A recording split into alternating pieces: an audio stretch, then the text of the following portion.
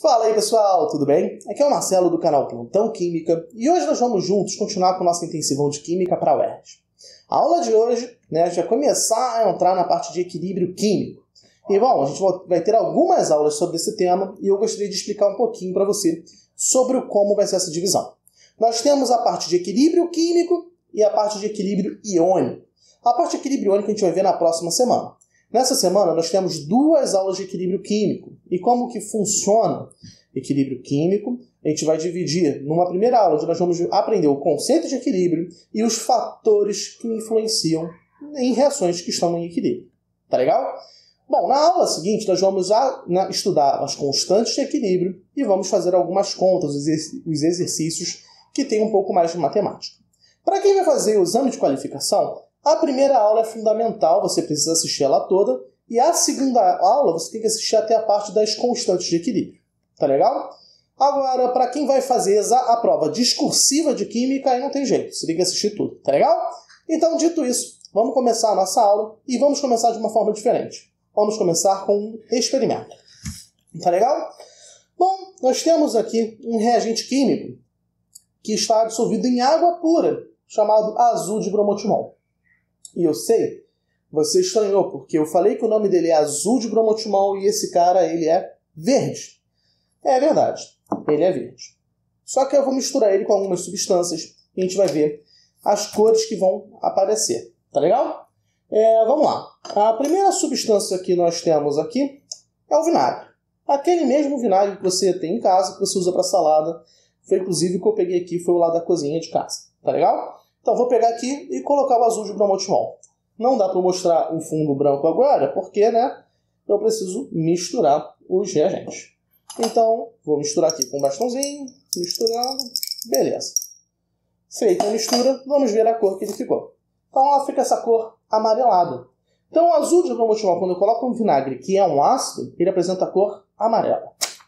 Interessante. Agora, a gente vai pegar outra substância que também tem em casa, mas ela tem um caráter básico.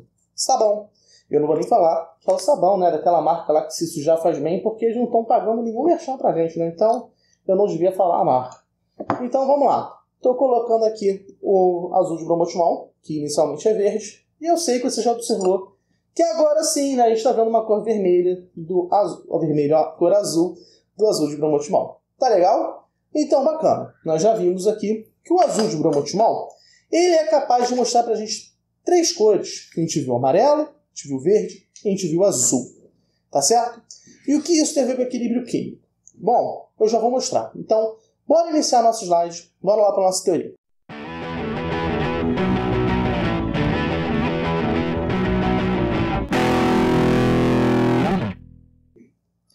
É o seguinte, o que é uma reação? O que é um equilíbrio químico? Tá legal?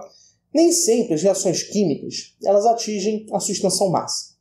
Isso quer dizer que nem sempre aquela reação vai levar ao consumo total dos reagentes. E com isso você vai ter um sistema que vai ter a presença tanto dos produtos formados quanto dos reagentes, porque a gente não terminou de usar todo o reagente. Então os dois vão estar ali em coexistência. Tá bom?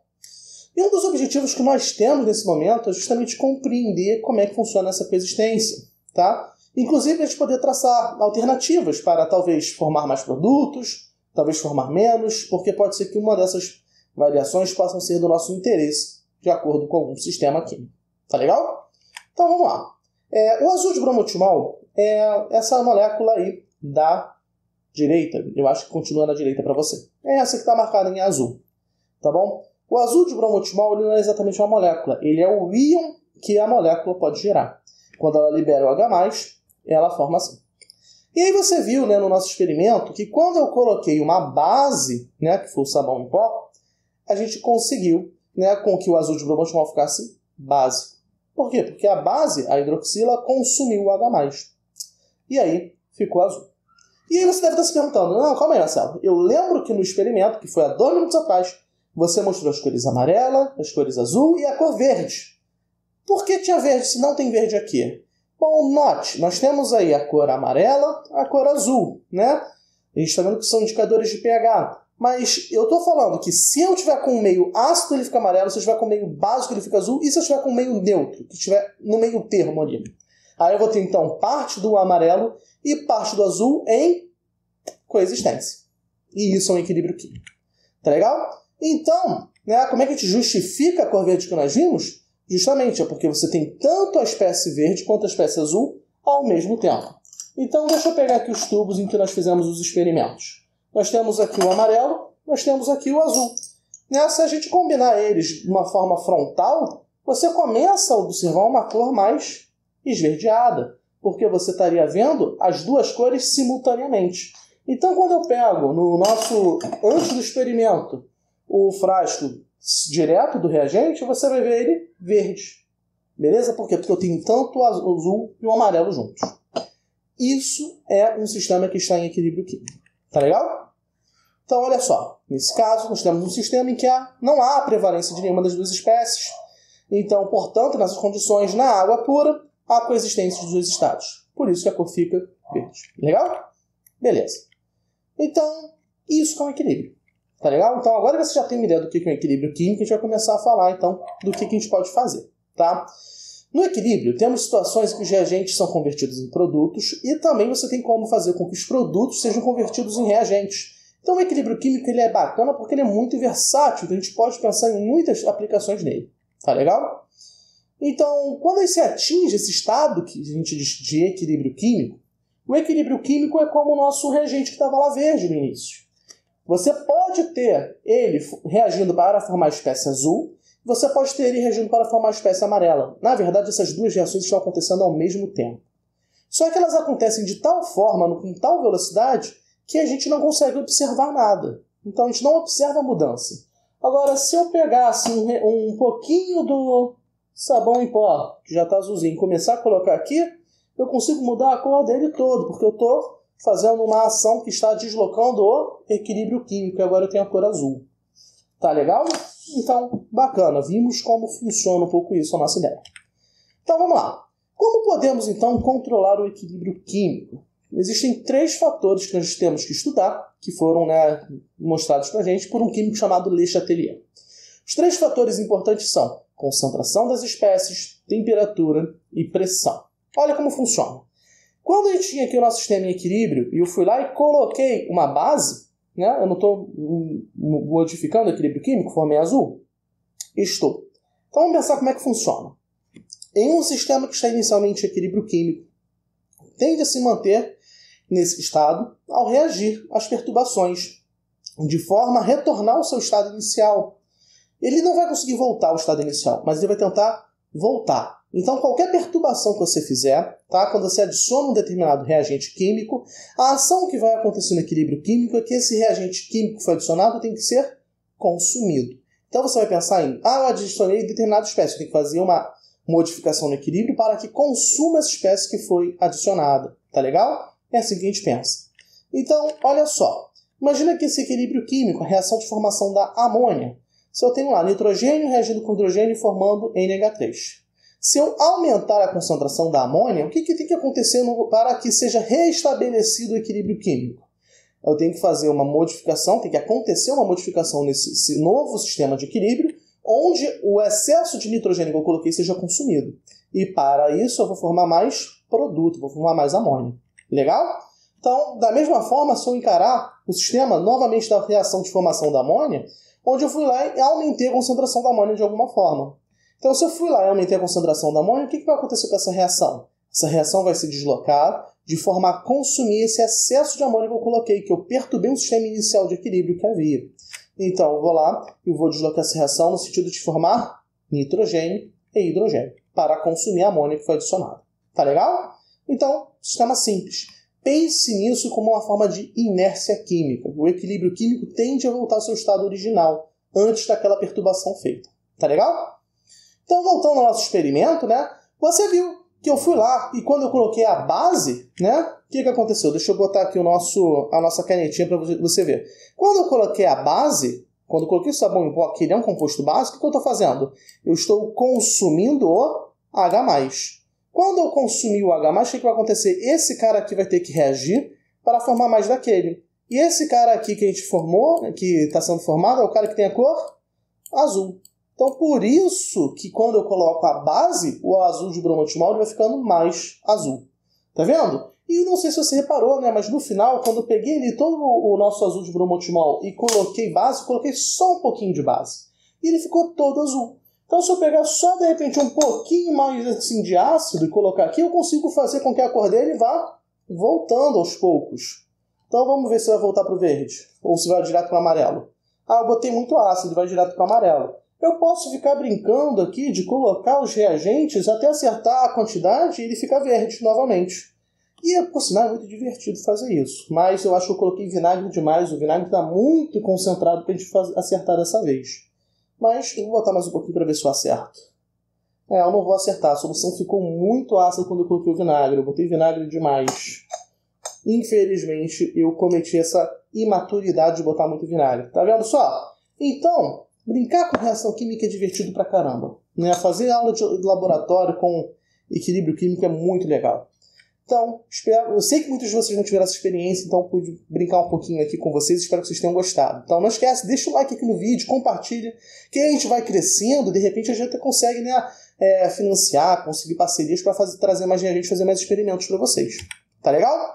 Então olha só. Então, próximo fator que influencia no equilíbrio químico é a temperatura. Como é que funciona a temperatura? A temperatura influencia de uma forma diferente as reações, dependendo se elas são endotérmicas ou exotérmicas. Então, olha só. Uma reação exotérmica ela é deslocada na direção de formar mais reagentes com o aumento da temperatura. Do mesmo modo, há maior formação dos produtos ao reduzir a temperatura. Então, temos aqui aquela reação que a gente estudou antes, a formação da amônia. Ela é uma reação que ela é exotérmica. Ela libera calor. Então, vamos lá. Se eu aumentar a temperatura, né, que a gente está vendo aqui, o que acontece? Eu estou deslocando a minha reação no sentido de formar mais reagente. Né? Por quê? Pensa o seguinte, a nossa reação ao acontecer, ela precisa liberar calor. Ela é exotérmica. Então eu preciso de um meio que possa absorver, que possa consumir, que possa facilitar a saída desse calor. Então, para a gente facilitar a transferência de calor, o ideal para essa reação é que ela esteja acontecendo num ambiente mais refrigerado. Então, se eu tenho essa reação acontecendo no sistema inicial básico aqui, na temperatura ambiente, eu quero que ela aconteça e eu aumento a temperatura, eu estou dificultando que ela aconteça, estou dificultando a saída de calor dessa reação, porque o meio já tem muito calor. Então, o meio, na verdade, está dando calor para a reação e favorecendo ela no sentido contrário. E no sentido contrário, ela é endotérmica. Toda reação, se ela é exotérmica no seu sentido inverso, ela é endotérmica. Tá legal? Então, beleza.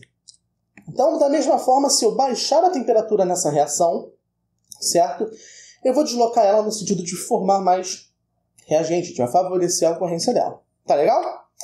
Bacana. Agora, essa reação, ela é endotérmica. Então, eu peguei aqui um exemplo de uma reação endotérmica, reação do iodo com hidrogênio formando o HI. E aí, quando essa reação acontece, se eu aumento a temperatura, eu favoreço a formação dos produtos. Porque quando essa reação acontece, ela tende a liberar calor.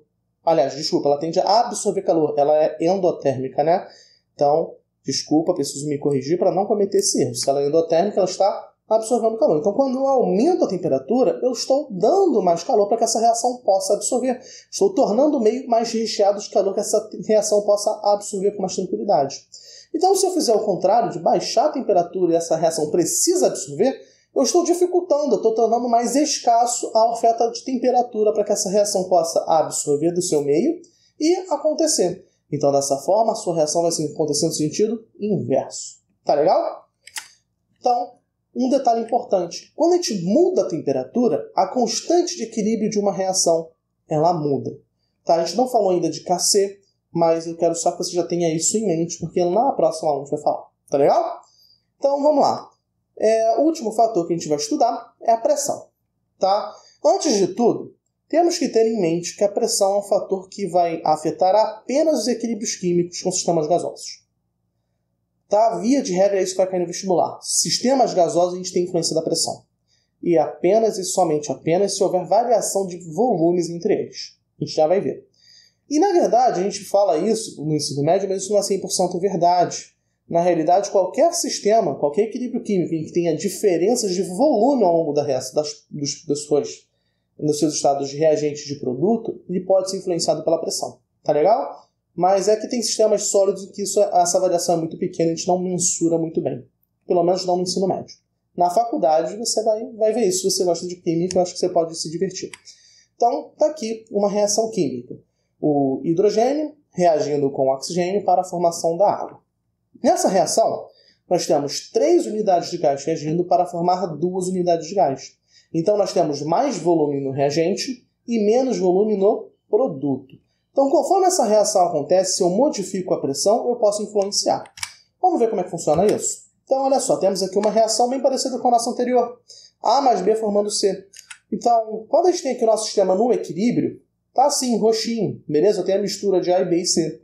Agora, se eu aumentar a pressão, o que vai acontecer? Eu vou deslocar essa reação no sentido de formar as espécies que têm menos volume. E aí você vai observar o seguinte. Olha só, A e B eu tenho 2 gases. Então eu tenho que ter um volume maior do que o C. Então quando eu aumento a pressão, eu tenho que favorecer o sentido que tem menor volume. Quem é que tem menos volume? O C, que só tem uma espécie. Então vamos ver de novo. Ó. A gente foi lá, aumentou a pressão, as moléculas vão reagindo para formar aquelas que têm menos volume. A molécula C. Tá certo? O nosso produto tem menos volume. Tá legal? Bacana. E se fosse o contrário, né? Se eu pegasse um sistema que tem equilíbrio inicialmente e eu fosse lá e diminuísse a pressão. Se eu diminuo a pressão, então eu vou deslocar a reação no sentido de formar aquele estado que tem maior volume. Tá legal? Então, como é que a gente vê o volume? A gente vai ver sempre a quantidade de moléculas que estão no estado gasoso. Tá bom? Então, aqui nós temos uma molécula gasosa em A, outra em B. Então, aqui nos reagentes, nós temos 2 gases. Certo? E aqui no produto nós temos apenas 1. Então, nós estamos favorecendo a formação do estado 2, que tem maior volume. Tá legal? Beleza. Então, agora vamos começar a pensar num exemplo, né? Essa é aquela parte da aula que você estava esperando. Vamos botar em prática. Preparei um exercício aqui que eu mesmo elaborei. Exercício tenso. Caiu, inclusive, numa prova de seleção de monitores de um certo colégio aí. Olha só o que ele fala. A produção de amônia se dá pelo processo Haber-Bosch. Esse é um dos processos mais importantes da civilização atual. A reação entre os gases nitrogênio e hidrogênio se dá em um reator em temperaturas entre 400 e 500 graus Celsius. E a amônia, que é o único produto dessa reação, é obtido na forma líquida após o resfriamento a altas temperaturas. Então está aí a nossa reação. E ele pergunta: temos no gráfico a seguir a variação do rendimento do processo Haber-Bosch em função das variáveis pressão e temperatura. Com base no gráfico, indique se essa é uma reação endotérmica ou exotérmica e indique o efeito do aumento da pressão sobre o sistema analisado. Tá legal? Qual é o efeito da liquefação da amônia sobre o equilíbrio? Essa é uma questão que ela tem cara de prova discursiva de química. É uma questão com 3 comandos para a gente poder resolver, né? A cara de questão discursiva da UERJ de química, né? Faltou falar da UERJ. Então vamos lá. Tá aí o nosso gráfico, que eu não tinha apresentado, e a gente vai resolver comando a comando. Essa reação é endo ou exotérmica? Bom, essa é uma coisa fácil de ver pelo gráfico. Você está vendo o seguinte: o que está acontecendo aqui? Nessas curvas está aumentando a temperatura. Aumentou a temperatura, o que aconteceu com a formação de amônia, que é o produto? A formação de amônia está 100%, está diminuindo 50%. Está diminuindo. Então, conforme eu aumento a temperatura, a nossa reação diminui o rendimento. Está formando menos produto. Então, é o seguinte: eu aumentei a temperatura e eu desloquei a reação no sentido inverso. Então, essa reação, a temperatura está atrapalhando ela de acontecer. Então, essa é uma reação que ela é exotérmica. Então, conforme eu aumento a temperatura, eu estou deixando mais calor à disposição do meio. Então, fica mais difícil desses reagentes, ao se combinarem, liberar esse calor. Tá legal? Então, a gente até tinha visto esse como um exemplo da nossa aula, mas a gente está vendo aqui um problema difícil de uma questão que poderia vir no vestibular. Tá legal? Vamos lá. E a pressão? Como é que essa pressão poderia influenciar o nosso equilíbrio químico? Aí é simples, é só a gente chegar ali e contar os gases. Nitrogênio, 1 unidade. Hidrogênio, 3. 1 mais 3, 4 unidades. Certo? E a amônia? A amônia, a gente tem aqui 2 unidades. Então, né, qual o lado que tem maior volume? Os reagentes ou os produtos? os volumes dos reagentes é muito maior. Então, se eu aumentar a pressão, eu vou deslocar ela no sentido de formar os produtos, porque eles têm menor volume. Então, conforme eu aumento a pressão, eu vou deslocar no lado que tem menor volume. Tá legal? Então, beleza. Né? Eu não precisava nem do gráfico para isso. Aliás, poderia olhar o gráfico para isso sim. Deixa eu apagar aqui a nossa canetinha. Apaguei tudo. Então, se você observar, esse é o nosso gráfico que avalia a produção de amônia em função também das pressões. Olha aqui embaixo a pressão aparecendo. Então, você está vendo que em qualquer uma dessas curvas, vamos pegar essa curva aqui do 400, por exemplo. Conforme a pressão está aumentando, a pressão aumentando, o rendimento aumentou. Então, você está vendo justamente que pelo gráfico, você poderia nem entender tanto de equilíbrio químico, que com o aumento da pressão, você está deslocando essa reação no sentido de formar mais produto. Tá legal? Bacana. E, por último, né, qual é o efeito de liquefazer a amônia? A gente está aqui no nosso sistema, né, que ele é todo gasoso. E aí, se eu pegar o nitrogênio e liquefazer, eu não estou tirando ele desse equilíbrio químico? Estou retirando. Eu não tenho mais amônia gasosa a partir do momento que eu estou liquefazendo, ou estou diminuindo muito a concentração dela. Então, conforme eu vou liquefazendo, eu vou deslocando essa reação para a formação de mais amônia. Tá legal? Bom, pessoal, nossa aula termina aqui. Né? Vimos vários exemplos aqui de aplicações, vimos o conceito de equilíbrio químico, vimos um experimento. Estou morrendo de calor, tá quente pra caramba aqui. Mas eu queria muito te pedir para você dar o like aqui no vídeo e se inscrever no canal para não perder nenhuma das nossas aulas do nosso intensivo de Química para UERJ. E se você gostou do nosso trabalho e quer um acompanhamento melhor, vem aqui na descrição do vídeo, tem um link para você falar comigo e conhecer um pouco do nosso projeto de simulados online. Tenho certeza que ele vai te ajudar na sua preparação e vai te deixar cada vez mais confiante para chegar lá na prova discursiva de Química e lutar pelo 20, chegar numa aprovação excelente, tá legal? Então, muito obrigado a todos, nos vemos em breve, até logo e bons estudos!